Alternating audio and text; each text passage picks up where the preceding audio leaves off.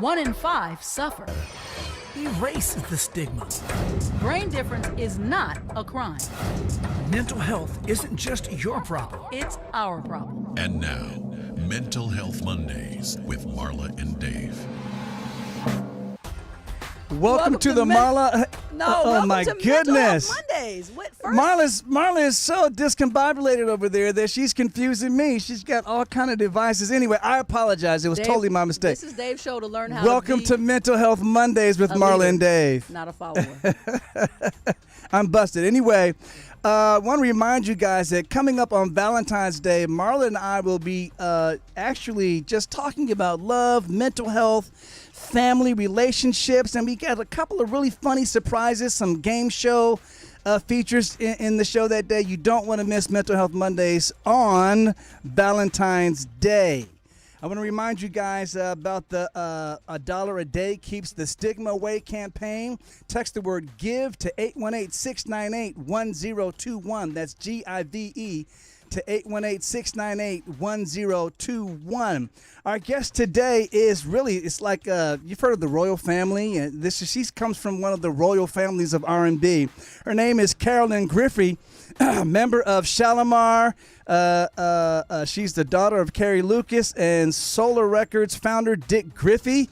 Man, it goes through the top. He was there at the beginning of Soul Train as well. And anyone who's come through R&B is familiar with Dick Griffey if you're in that field. And when we come back, great conversation with Carolyn Griffey. Stay tuned.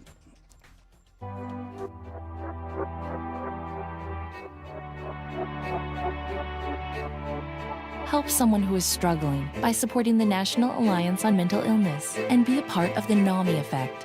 Hope starts with you.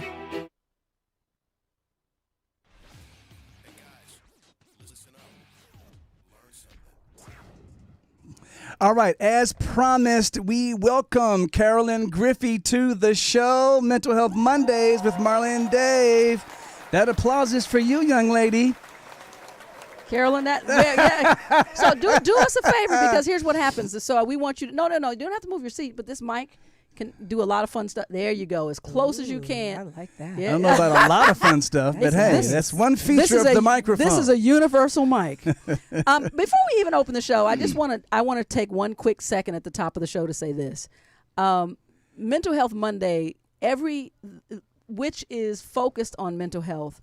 One thing is that's in play here today, which is significant and amazing, is that we have created a family that supports each other. Today, you're off screen, but off camera, we have Clifford, which is Carolyn's man, and he go to my live, you'll be able to see him. He's man. Anyway, he came. He's an energy unto himself. He is. He came along to support. Amazing. Just from our brief encounter, just very supportive, it seems, in every way, as well as her really good friend Becky Hammond, who you met. Exactly. And Becky is also joining us in studio as support today. And so we just want you guys to remember that we walk the walk. So we love this because the community just keeps getting bigger, and the conversations that we're all able to have just become a swell that helps other people. That's what we're here for. So Carolyn, welcome. Well, thank you. It's a pleasure. It's a pleasure to be here.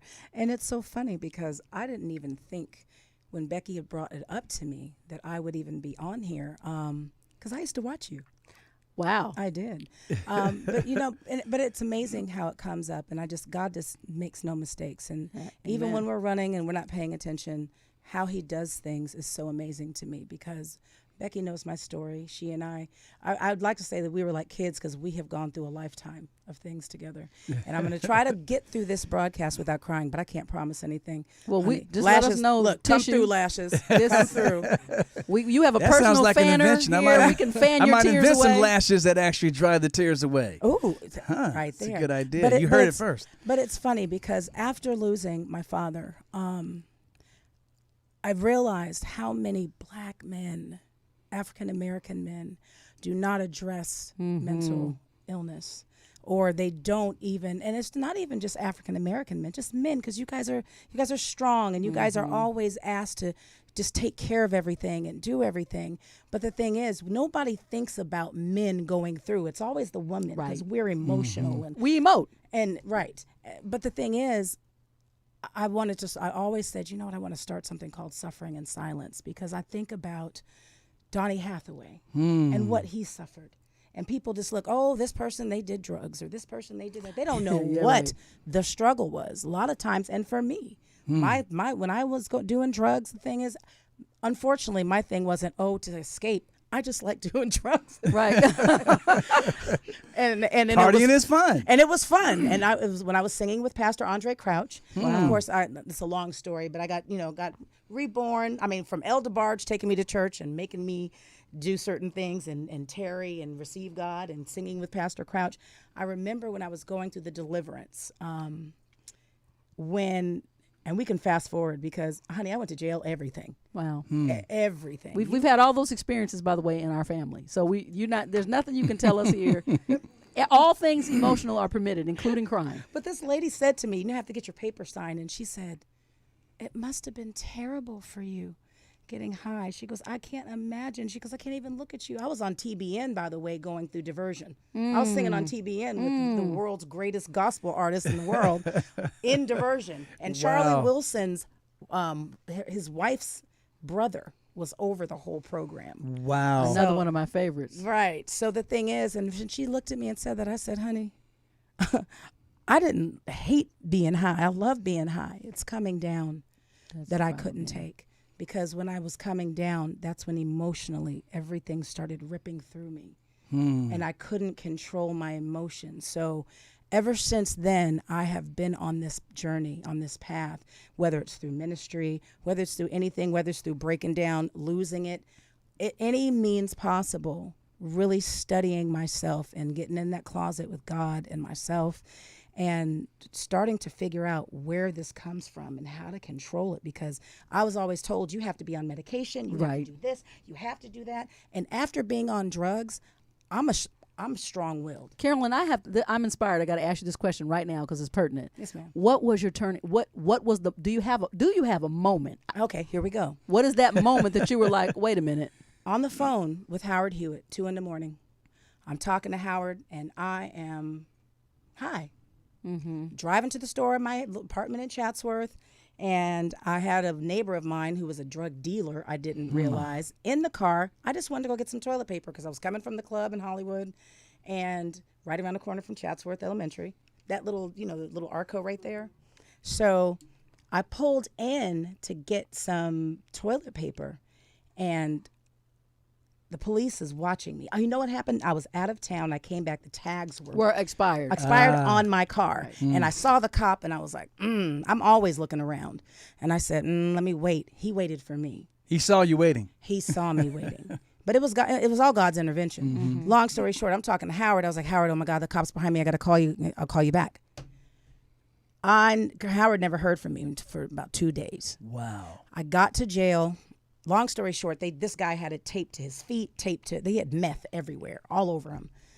And the guy looked at me and he says, okay, no evidence of being high, no anything, but he found the residue of what was something. And what people didn't know is I had literally, it was a long story. Fast forward to being in jail. I get in jail and I'm in a holding cell, and it was like a movie, and it was literally like a movie. I'm sitting in the corner, and I was just like, oh my God, why me? Why me? Why? I mean, I just started screaming, crying, and couldn't breathe. And all of a sudden, it was like, thank you, Jesus. Thank you, Jesus. I was like, what the? Wow. It literally over, like the spirit of tongues, it took over me. And God said, this is the beginning of your story. Wow. This is not the end. This is the beginning of the journey. That is, that's quite an opening statement, opening segment to the show. Well, you know what, Clifford? I can't wait to unpack even further from there. With the beginning of that, you deserve to be her fanner. Absolutely. Anytime. You fan away, my friend. Fan away. Yeah, I might need fanning. Anyway, that's amazing. Carolyn Griffey, y'all. We'll be right back. when Dave and Marla get together. It's hot.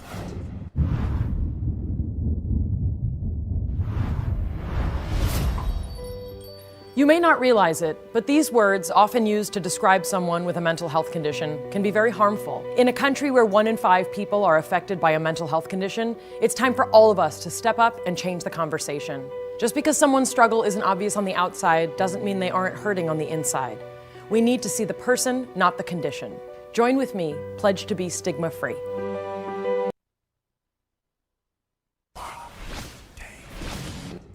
It's time for the Mental Health Minute with Marla and Dave. All right, when it comes to mental health, many people believe that therapy and self-help aren't necessary.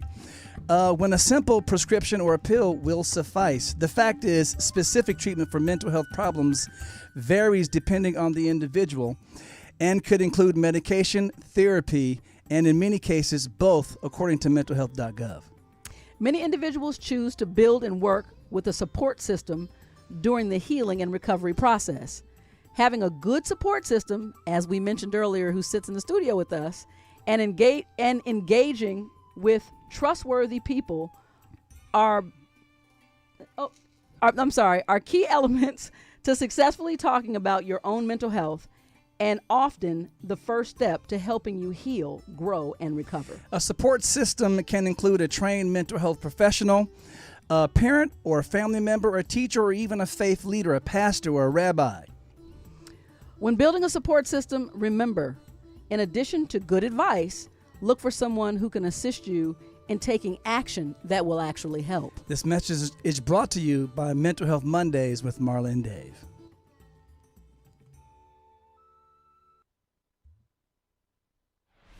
David is a thinker.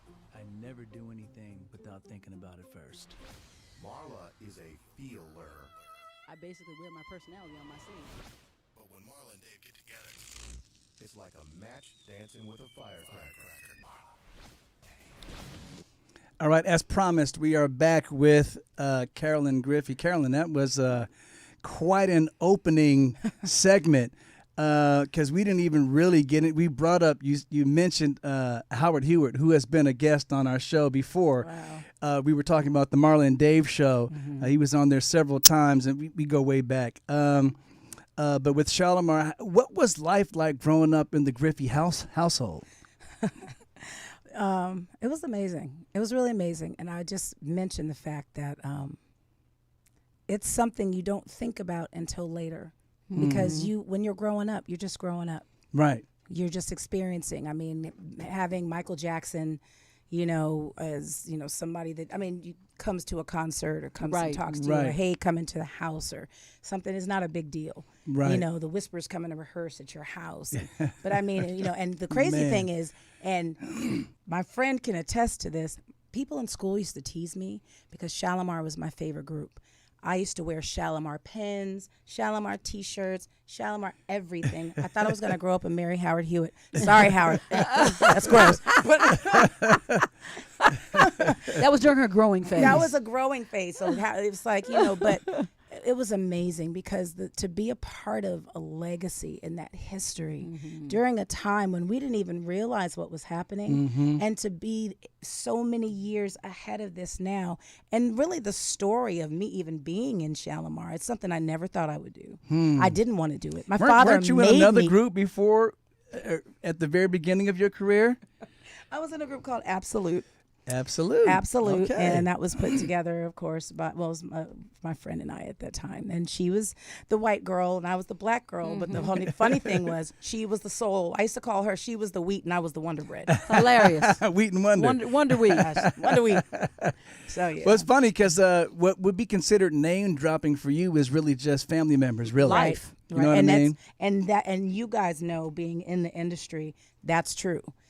So the thing is, when you go to school, you date people within your school. Exactly. When you go to your church, you date people within that. So when you're in the industry, that's your environment. This is my environment, and you feel safe. Yeah. Somewhat. And especially with a lot more leisure time activities that are available to us as entertainers, because our lifestyles aren't on the 9 to 5 clock designation that most people are. Right. We pretty much we tell people all the time, we work at night. Right. Yeah. Yeah.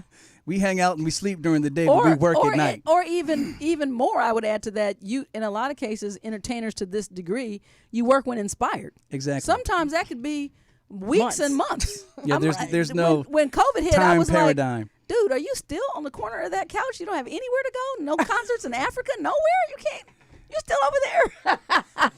You had to switch some things up. Something else that you touched on in that first segment, pretty much describing the lifestyle. A lot of people think of mental health as really a traumatic descent into mental health. And a lot of times it could just be hanging out and not really getting your priorities or life discipline in order. And sometimes you realize that you need a little help with that down the line because you didn't put that work in at the beginning. Funny thing is, and Becky, you'll understand this, growing up, I grew up in a place called Chatsworth.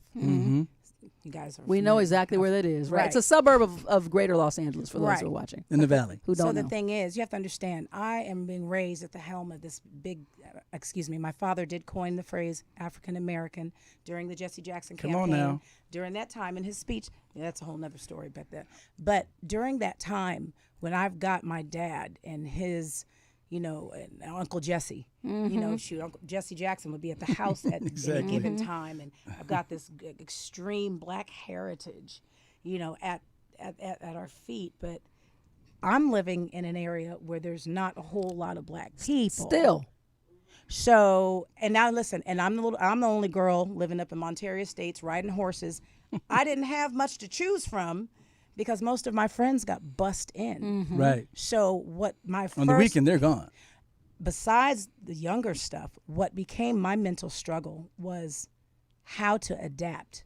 Because the thing is, you imagine I'm riding my horse at Chatsworth Park and there's a KKK, there's meetings. They're having meetings. Wow. And so the thing is, okay, is it cool to be black? Is it not cool to be black? Okay. Most of my friends now are becoming, but you know what? Most of my friends have pretty much always been white, but they're not white. Right, exactly. Right, you're connected on a soul level that has nothing to do with their skin. Than I do, exactly. Obviously. But the chameleon thing was hard for me because I thought I wasn't being true to myself because I was flipping it. So with my these friends communicating this way, and here comes my friend. Yeah, what's up, girl? And Right. and then when you run into two, you're like, how do I do that? Right. How do I do that? And what I didn't know, that became a real mental head screw for me. It built anxiety. It sounds like. It was an anxiety because you're caught. Yeah. And the one thing we don't like being in the entertainment business, even as a child in the industry, we don't like being caught. Yeah. We Embarrassed, yeah. I know. We figure it out. Exactly. So we'll shuffle and tap dance to get out of that one. But what happened was I did realize through later on the processing that was just God preparing me of how to be a chameleon and how to be able to, it wasn't even about the industry. It was about ministry. Wow. It was about ministry, and it was about whatever is going on up here mentally, God will still work through you during that time if you let him. Yeah. And we didn't get to that until now, I guess, in our life where we can kind of go back and reassess what we went through and how to use that. And I think I'm just now, after a lot of our conversations, learning that some of the things I ran from, God is putting those things in my life now. And the way that I didn't think that I had the ability to deal with that, he works through me, calming me down. So when I thought this person was my balance, he becomes my balance. Here it is again. And that where person was just the vehicle. Purpose sticks his head in is always, to me, that realization when there's this lifestyle or when you're in turmoil is always a God plan. We're not done with Carolyn. We'll be right back.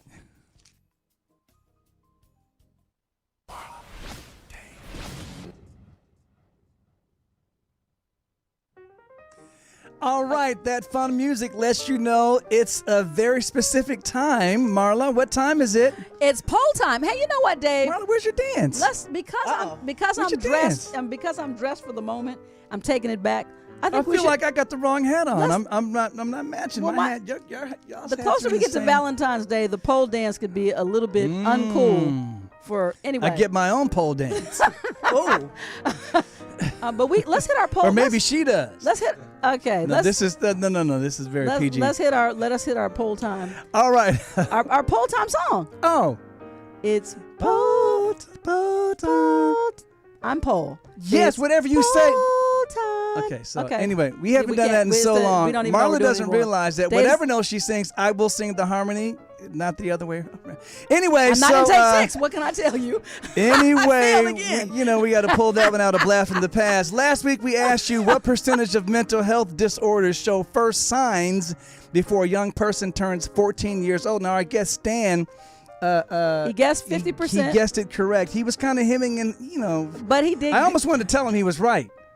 Yeah, he did a great job. Stan's not here, but Indeed. he guessed right. Let me tell you what the poll question is for next Your week. options were 25%, 50%, or 75%. It was Stan guessed 50. right at 50%. What percentage of adults in the United States experience a serious mental illness in any given year? 4%, 10%, or 30, or I'm sorry, 16%. Well, Carolyn, we're going to give you a chance to weigh in on this one. The question is, what percentage of adults in the U.S. experience a serious mental illness in a given year? Is it 4%, 10%, or 16%? I would say 16. It could be. Now, because these numbers did come before the pandemic. So tune in next week and you will find out the And answer. Remember to go to our social media, because this is the place in the show where we actually want to hear your opinion. So make sure you vote on the poll. Absolutely. We want to remind you again that text the word GIVE, G-I-V-E, to 818-698-1021 to join us and help us with our effort to keep the stigma away. And the campaign is called $1 Today Keeps the Stigma Away. We'll be right back.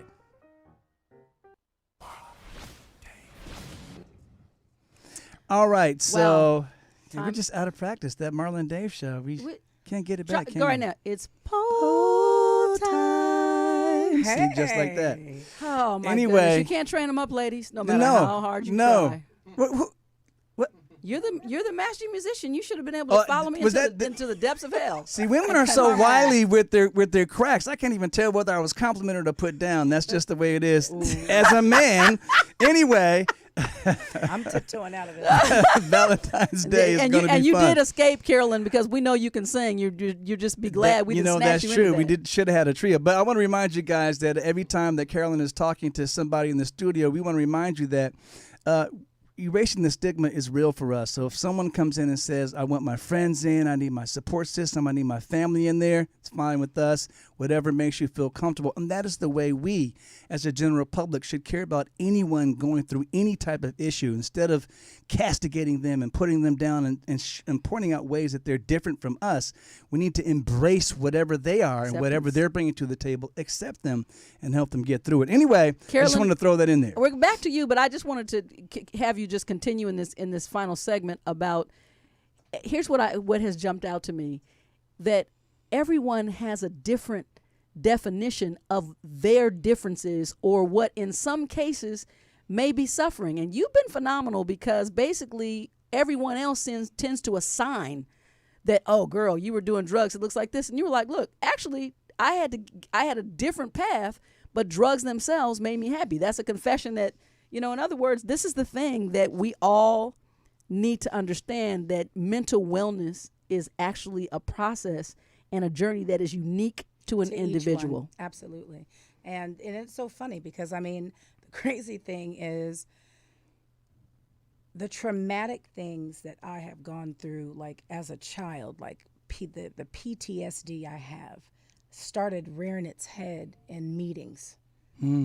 To be at the helm of this legacy and to watch everybody pillage in what I have had to go through, we as a family have to go through legally, fighting for something that belongs to you for other people that don't have any type of, they weren't the creator. They weren't. No, hold on. You were a work for hire. Yeah. And I'm fighting you. You don't go to trying to Coca-Cola, take a picture with a Coke bottle and say, I own the company. Exactly. This and is I my have company. rights. So, and it's crazy, the mental entitlement. It shows you how crazy, and I hate to say the word crazy, but just Be yourself. Really, honey, how crazy these us musicians and entertainers are.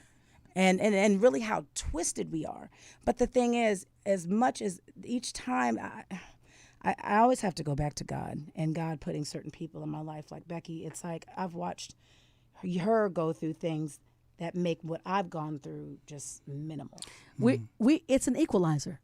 And I'm going to look dead in the camera. What Carolyn just said, I'm going to make a bullet point to it. Mental health is an equalizer. It does not hold you in higher esteem because she's Carolyn Griffey and who her father was, and she's a member of Shalamar, all of those things, and that she's got an incredibly strong man in her life who could hug you and squeeze you. Anyway, those things. Back to the show. All of those things on a serious tip do bring us onto an equal plane. And she's referencing Clifford. She's referencing Becky, and I have to bring that up right now and make that a bullet point that you are not alone. We do go through differences, and it levels the playing field. So, and what I've learned to have somebody in your life that will hold you accountable and you don't feel judged. I think judgment is the worst thing to feel when you're going through something, especially when people are expecting you to be strong. And I find that, and that's why literally my whole path this time, and it's a lot of things are for me, but God is making me strong for my mate, because I'm going to tell you something that's always been my issue. I've watched the strongest men in the industry die on the inside. My father was dying on the inside. And when I think about that, it's something that we just don't address. That these men, these big, powerful men, it doesn't matter how much, money cannot buy peace of mind. That's why people don't understand. I'm not moved by money. right. I'm moved by what is in here and the discernment. Yeah. So if somebody says, even a friend of mine asked me, are you sure this is a situation that you kind of want to walk into? No, it's what I'm built for. Come on now. Now I'm built for it. Yeah.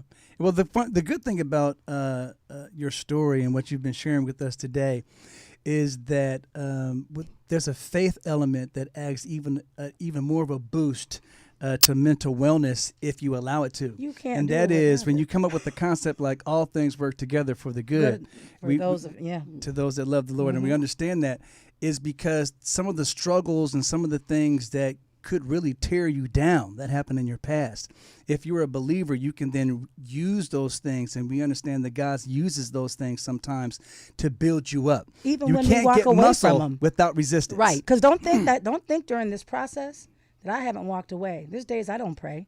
There's days no. I'm pissed and I'm cussing. Like, excuse my French, if you have me, why am I going through this? Yeah. Why Yeah. am I, I have had screaming matches, and people would think, oh my gosh, that's blasphemous. How dare you go through that? It's real. You have to be 100. There's no healing if you cannot be 100 with yourself, Absolutely. with the people around you. That's why the people in my life, I can count on one hand. I don't care how many people I know. Your transparent circle The real friends. absolutely diminishes once you actually see and own your own truth. That is a true statement, and we'll be right back.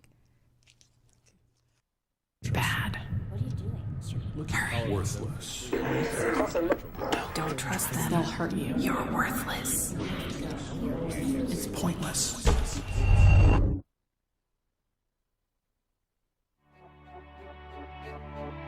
When the pain of schizophrenia meets hope, everything can change.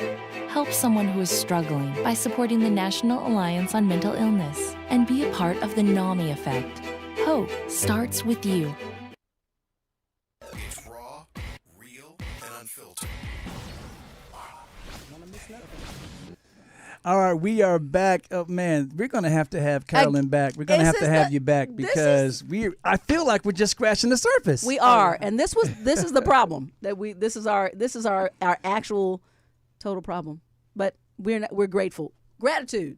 We're grateful that you were able to come and share. And you know what? Your testimony is so powerful on a serious level, Carolyn. Not only do we want to have you back, I just want to shut up and give you the last 2 minutes to just whatever is on your heart that you think that you can share that will help somebody else. You got a couple minutes. Go for it. I think most that I would like to share with everybody what has come to in my crossroads is just non-judgment. Because everything that I used to judge people for, I went through. And I don't care what it is. I don't care if it's whether it's talking about someone, whether it's judging someone, whether it's being in a situation or a relationship that I said I would never be in. You never know where God is going to place you. And the thing is, or where we will place ourselves. Because God didn't, God did this. It's not about him. It's about us and our choices. But what I do want to share, I want you guys to pay attention. Pay attention to those people around you. Just because somebody's strong and they're always there for you, giving you advice, you know what? Look for the things they don't say. And when you're the one in the room that's always talking, sometimes just sit back and watch. I've learned lately to just watch. And then that's how I find out where I'm supposed to be. Then my anxiety doesn't run off with me. I've learned how to really start to be still. To be in the moment. To be still and be in that moment. And those things that you think you can't do, those are the things that you're going to be challenged to do. Well, that is beautiful, and I'm glad that I gave Carolyn that last outro word because it's a powerful one. Thank you so much for joining us, and we want to thank your friends and fam. The support Clifford, system. I'm calling Clifford fam, and I really it's all fam, but it's all love. It's all love in this room, and this is never the end. We told you there'd be more. We had Becky back on, Becky and AJ, her husband. So if you didn't remember that show, please go back and revisit. Next week we're gonna have some Valentine's Day fun right here. Tony, can we get a bed in the studio? Is that next week? I guess it is. Valentine's Day just sneaks up no, on what you. was I saying? This is Mental Health Monday, but that could be for my mental health. I'm just saying. We'll talk about that off air. Anyway, thank you for joining us. It has been Mental Health Monday. Our beautiful guest, Carolyn Griffey. Thank you so much for joining us, and we will see you guys next week.